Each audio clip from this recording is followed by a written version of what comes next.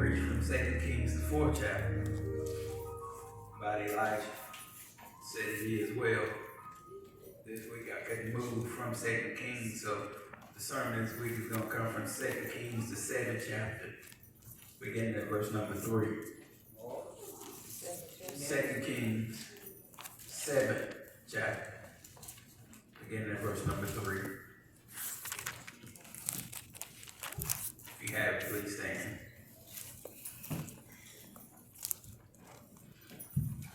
It says, now there were 4 leprous men at the entrance of the gate. And they said to one another, why are we sitting here until we die? If we say we will enter the city, the famine is in the city, and we should die there. And if we sit here, we die also. Now therefore come, let us surrender to the army of the Syrians. And if they keep us alive, we shall live. And if they kill us, we shall only die. And they rose at twilight to go to the camp of the Syrians. And when they had come to the outskirts of the Syrian camp, to their surprise, no one was there. For the Lord had caused the army of the Syrians to hear the noise of chariots and the noise of horses, the noise of a great army. So they said to one another, look, the king of Israel has hired against us the kings of the Hittites and the kings of the Egyptians to attack us. Therefore they arose and fled at twilight and left the camp intact, their tents, their horses, their donkeys, and they fled for their lives. Verse number 8 says, and when these lepers came to the outskirts of the camp, they went into one tent and ate and drank and carried from it silver and gold and clothing and went and hid them. Then they came back and entered another tent and carried some there from there also and went and hid it. Then they said to one another, we're not doing right.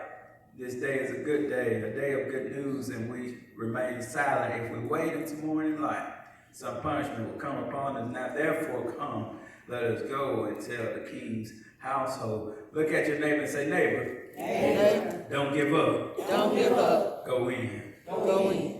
Don't give up. Go in. Yeah. Don't give up. Go in. And then the subtopic is, what are you waiting for? So what are you waiting for? In this book of 2 Kings, if we go to the previous chapter, we find the children of Israel, the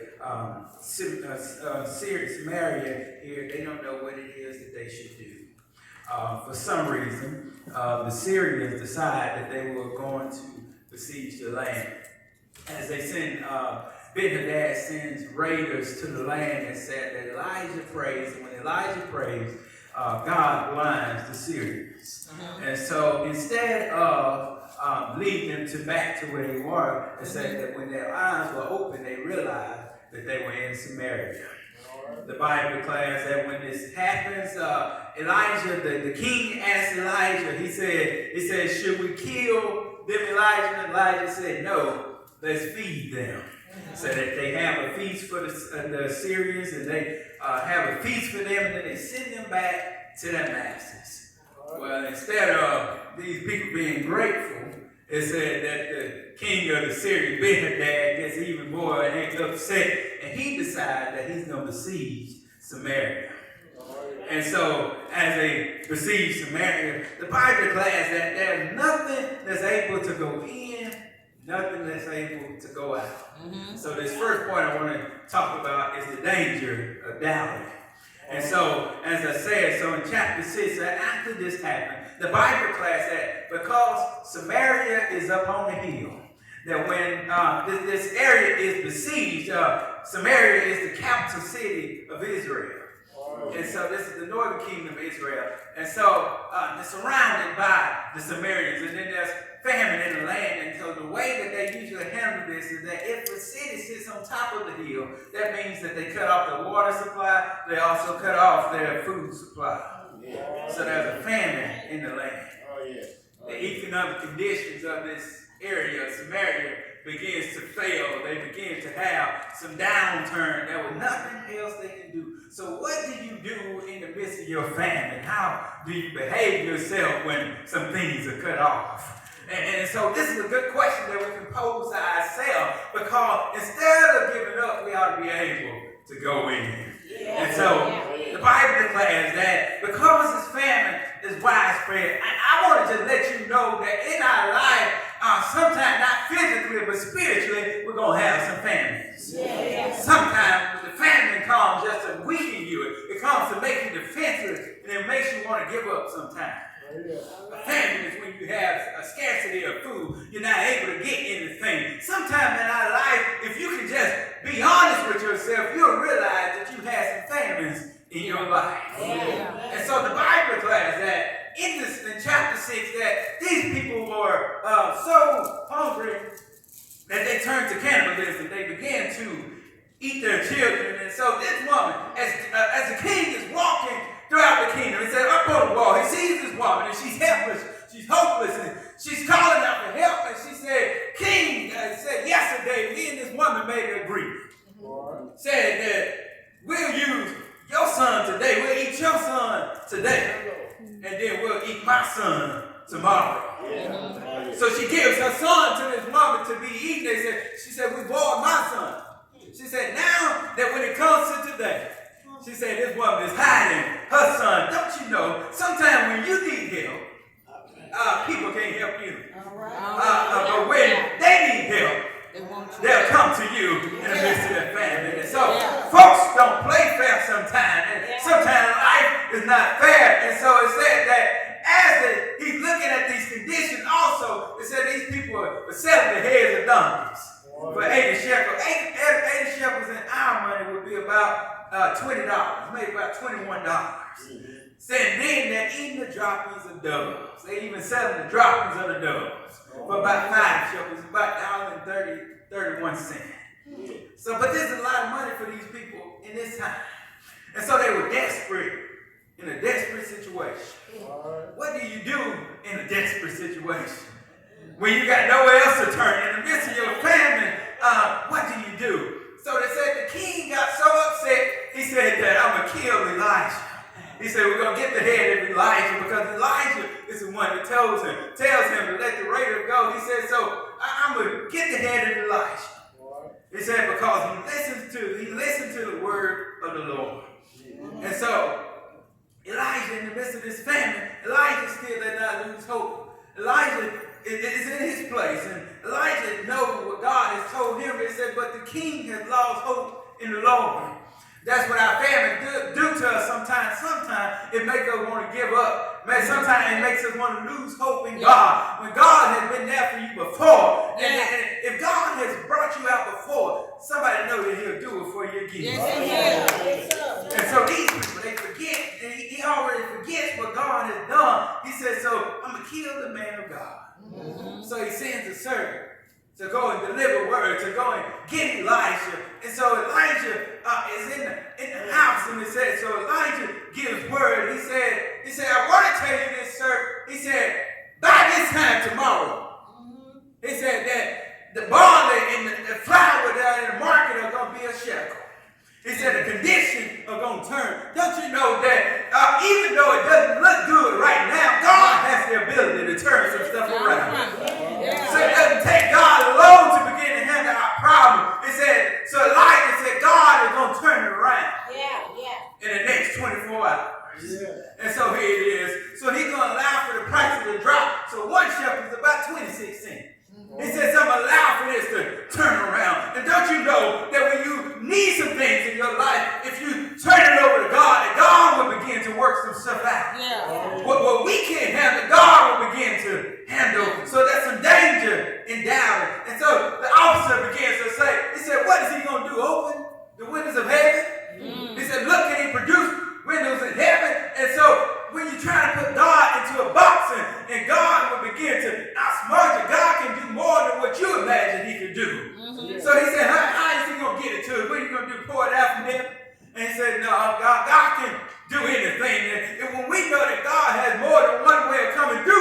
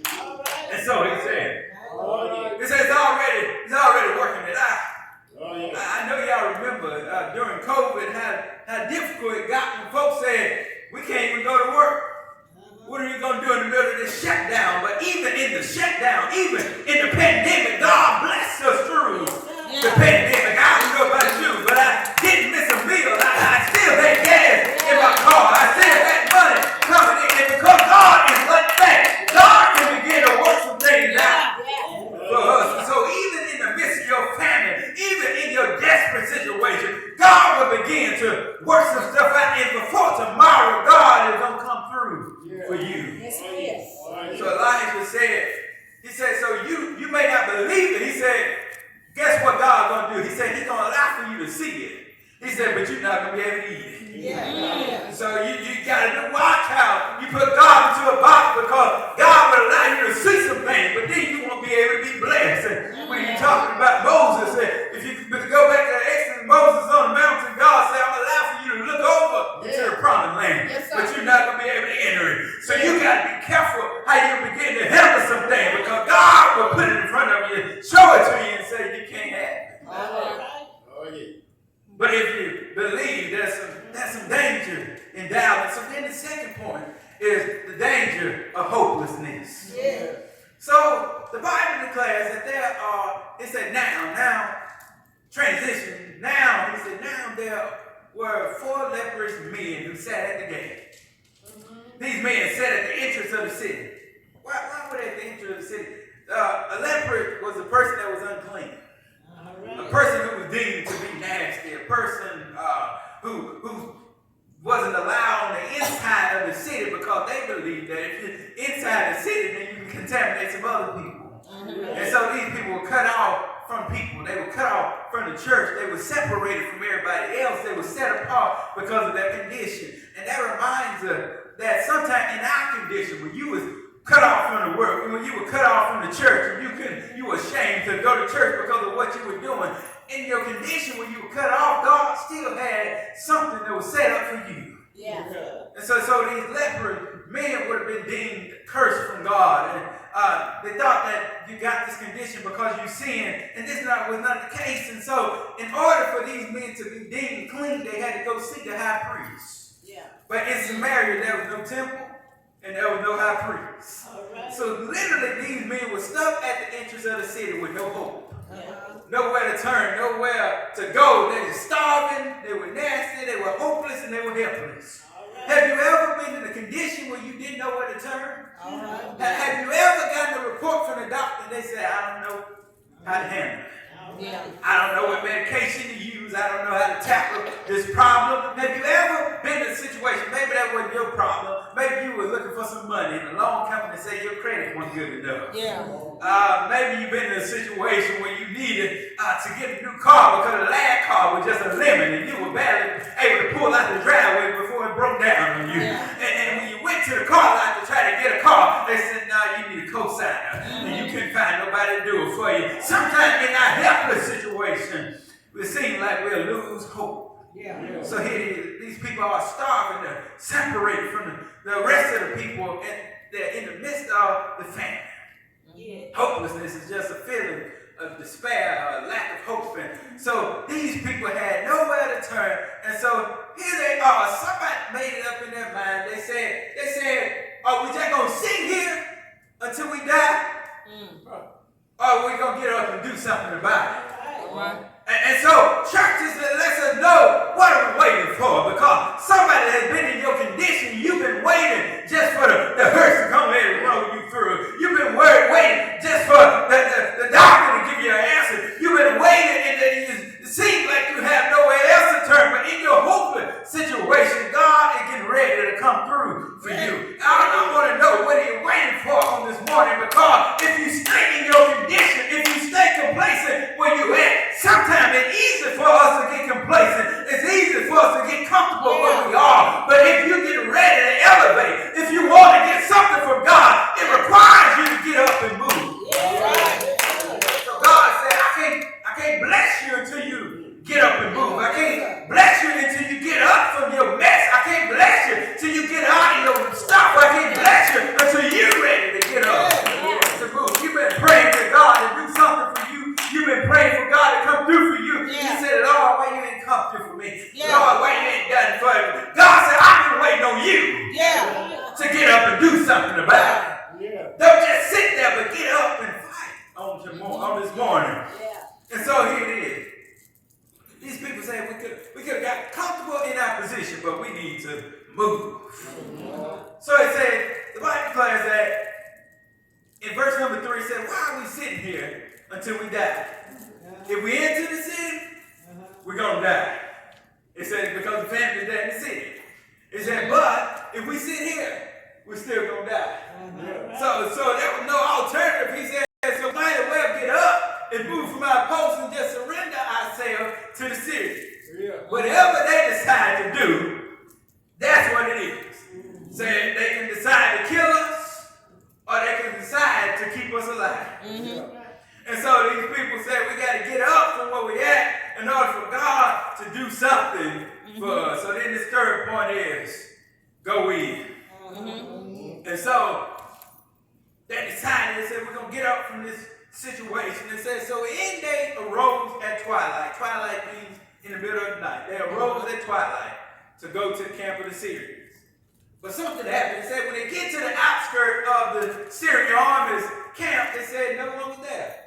The Bible did declare that at the name of Jesus, that your enemy would have to tremble and flee. And so the devil can't handle when God begins to move. The devil can't handle when God begins to do some stuff.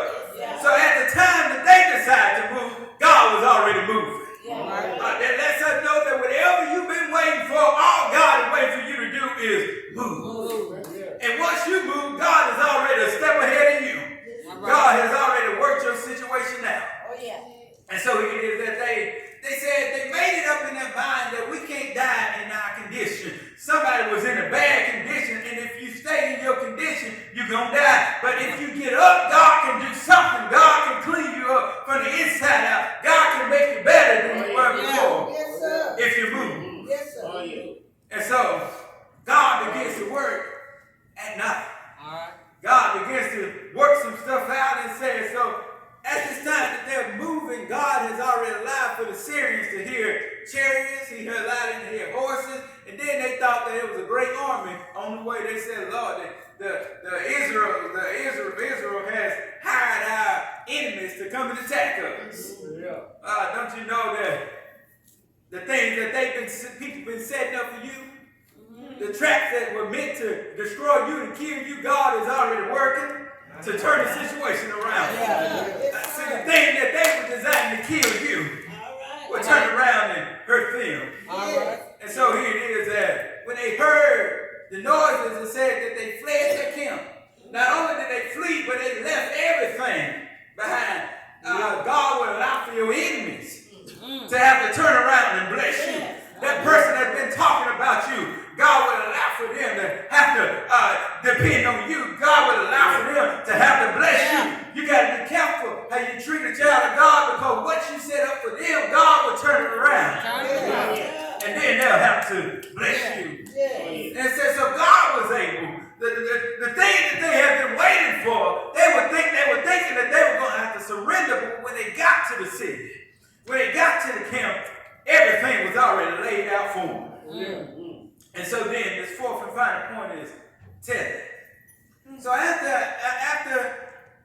I know that there's danger, after I know that there's danger and hopelessness, then when I go in, then I have to tell it. And so the lepers said, they go to the tent, and they see that it's food, and then they see that it's drink. And they begin to eat, and they begin to satisfy their needs. Watch this. God is getting ready to do some stuff for you, and once you move, God will bless you more than what you had before. They could have sat on the outside of the city and died in their condition. They could have stayed and died from the condition of the leprosy, or they could have died from the condition because they were in the famine. But once they got to the camp, everything that they needed was already there for them. And so these witnesses of heaven, God said, I'll pour them out for you. And the thing that you've been waiting for, your storehouse won't have room enough to receive. When you've been waiting for some money, God getting ready to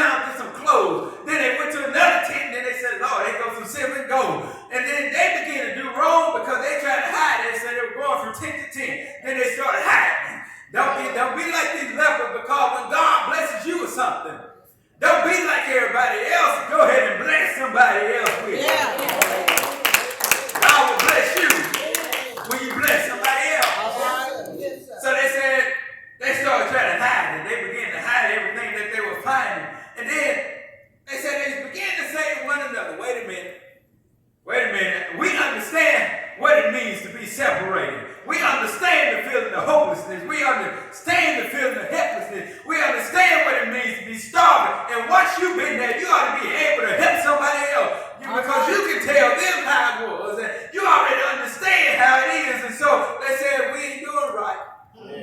So this is a day of good news. So we need to go and tell it. When God has done something for you, don't you sit there, don't you wait for people, but you go and tell what God has done for you. Don't hold it in. And the son will say, I just can't hold my peace. And so there's something within that makes me feel something deep down inside, and whatever it is, it just won't let me hold my peace in it. When I should be holding it in, when everybody else has treated me wrong, you say I ought to do them the same way they did me. I ought to hold it in and do them the same way that they said they didn't have money for me. They said that they didn't have food for me. But I'm not going to hold it to myself, because God will bless those who bless other people. And so it said, we're not doing right. This is a day of good news, and we remain silent. It said, so then they're going to tell the king, the king's household, that, Lord, that God has done something for you. They said, Lord, we got to go and let somebody know that there is stuff that's here, more than enough, that can help not only us, but can help the people. It said, so as they send word to the king, it said the king still did not believe the word of God. So when the prophet said that God was going to come through by tomorrow, he still didn't believe it. And so he said no. He said the Syrians are trying to set us up. They're trying to set us up. He said they're trying to attack us, probably. They're trying to kill us. But he said that the servant said, wait a minute, just let us take the horses that we got remaining. Let us take these horses, and then with the horses, we'll go and see if the Syrians are anywhere around. So they get there, they go past the camp, they go to the brook, and they don't see anybody there. They don't see any Syrians. And so then, by this, they knew that they were already gone. And so it said that they went, everything they left, and said they began to take. And as Elijah had already prophesied that these people, that they were going to be blessed, there was going to be a turnaround by tomorrow. And so as they began to do this, it said that same servant, the one that he had sent to kill Elijah, it said that when he was set to be over selling these goods, it said, but the people began to trample him. He saw it, but then he died. So you got to be careful again how you treat a child of God. You got to be careful. And so I want to let you know on today, what are you waiting for? Somebody's been waiting because you've been depressed. Somebody has been waiting because you got a bad diagnosis. Somebody has been waiting because you have no money. Somebody has been waiting because your marriage has not worked out. Somebody has been waiting because your relationship didn't work out. But I'm telling you, don't give up on this morning, but get ready to go in. Somebody look at your neighbor and say, neighbor, whatever it is that you need, don't you give up, but get ready to go in.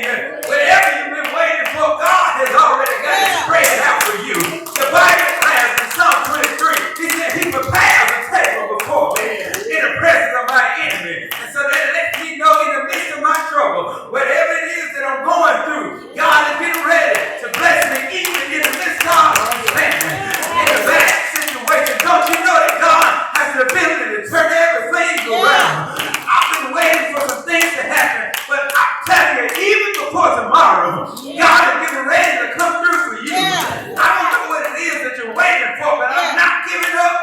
I'm not stopping, but I'm getting ready to go in. Is there anybody here on today? Because when I go in, I'm not going to keep it to myself, but I'm going to let somebody know that God was able to bless me. Whatever you need on today, if you need a car note paid, God is getting ready to move. If you need some money in your pocket, God is getting ready to move. In your family situation, God is getting ready to turn some things around. Is there anybody in here in Pleasant Grove that believes that God is getting ready to turn some things around? The prophet said, by tomorrow, God is getting ready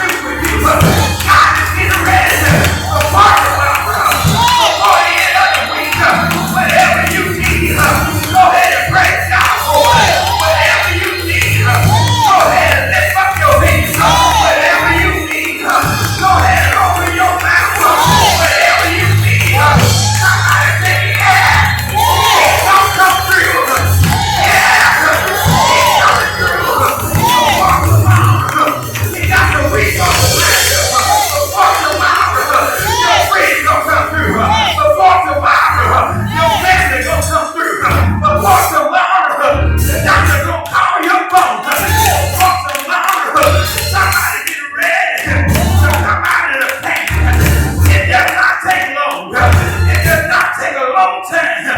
But God is getting ready to come through for you. I should have gave up a long time ago. Somebody said I should have quit. I should have threw my hands up. But I'm getting up out of my mess. I'm getting up out of my situation. And when I go in, I know that God has something prepared for me. Anybody here on today? Look at your neighbor and say, neighbor. Oh, neighbor. Somebody say it like you believe it. What are you waiting for? Why are you waiting in your condition? Why are you waiting in your situation? God is getting ready. If you move, God can come through. If you move, let me grow whatever you need. If you move, you begin to make one step. God makes another step.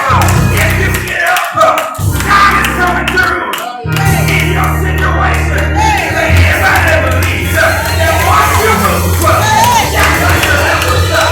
Once they took a step, it was already prepared for you. If you get up, look at your neighbor and say, neighbor, neighbor, neighbor, don't give up. Go in. Just like the young people say, go in. When you want to give up, go in. When you want to give up, just pray it up. Go ahead and shine. Everywhere you go, I know God that'll come through for me. I know God that'll see me through. I know a person that'll give me with more than I had before. The horses were there, the chariots were there, everything that they needed was in the tent. I'm just telling you all today, whatever you've been waiting for, if you begin to walk, God already has it prepared for you. What He has prepared. When somebody is on a so-called marriage, they're in His hands, they're in His feet, beating all across His back. He was waiting for me. I'm His hand.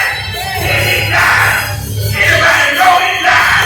Took Him down to a valley tomb where He laid down that first day. He laid down that second day. And that's not how the story is. But look at your neighbor and say, neighbor, on that first day, He got up. He got up with all power in His hands. Because He got up, I ain't giving up. I'm going in. I'm survivor. When the job want to get rid of you, I'm going in. I'm survivor. When I expect something bad from the doctor, I'm not giving up. I'm going in. When your family gave up on you, I'm not giving up. I'm going in. Your child has been acting up. Don't give up. Go in. God. Somebody say God. God is getting ready.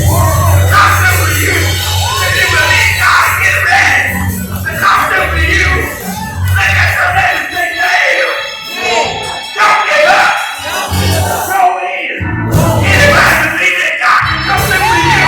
Open up your mouth and say, yeah.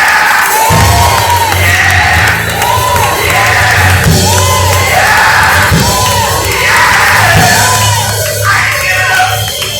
I'm going in. Whenever you want to move, God already got it prepared for you. If you're ready to go to the next level in your life, don't give up.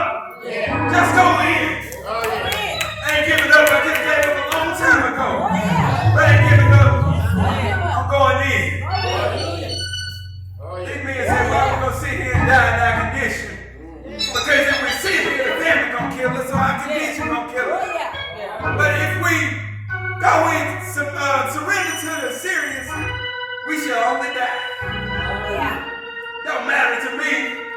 They said, either way, the outcome could go either way. But if we sit here, we're going to die. They can keep us alive, or they decide to kill us and say we shall only die. So they tell me they already knew they were satisfied with their life. They had no problem with it. So a lot of people have been waiting. Just like these leprous men. You've been separated, you've been isolated from society, and people told you ought to give up on God. They thought you were crazy because you kept coming to church. They thought you were crazy because you kept coming to Bible study. And you didn't see any results. But God said, even after this, he said, don't sit in your condition. I may not come through right away, but he said, in the next 24 hours, by tomorrow, he said, the thing that you've been waiting for, it's about to happen. A lot of us just want to be convenient Christians because when we don't see the results, we say, well, I already knew that mama told me you weren't going to come through for me. That person at work said you weren't going to come through for me. But God said, I'm still God. I'm still God all by myself. The same way I blinded the Syrians. See, people want you to do them the same way that they did you. These people were fed, and when they could have killed them, Elijah said, don't kill them, just send them back. People won't spare you, but they want you to spare them. But as a Christian, even when I don't want to do what I don't want to do, I got to do it because God told me to.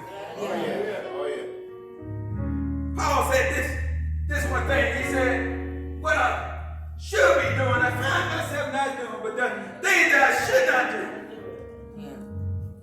these things I do. He said so. But if you operate in the will of God, no matter what folks have done to you, no matter how much they wanted you to doubt, they said, the king said, we wouldn't let them go. We wouldn't even have this problem. He said, now these people in the family, people have to turn around and eat each other. He said, if we hadn't let them go, we wouldn't have this problem. But Elijah said, I know you come to kill me. He said, don't kill me yet. He said, because I'm guaranteeing you that by tomorrow, God is coming through. So I'm telling you, even though the servant doubted and said, what is he going to do? Open windows of heaven? I'm telling you, God will do it. Not only can he open up the windows, but even in the tents, it has some stuff prepared.